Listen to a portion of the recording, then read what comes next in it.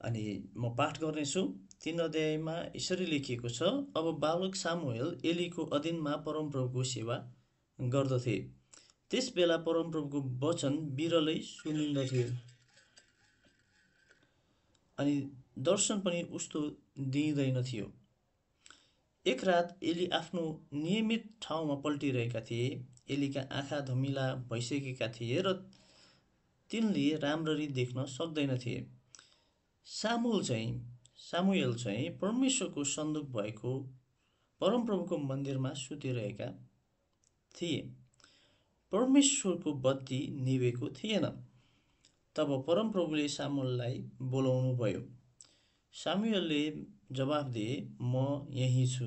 अनि दगुरेर एली कहाँ गएर तिनले भने, तपाईँले मलाई बोलाउनु भयो, म यहाँ छु।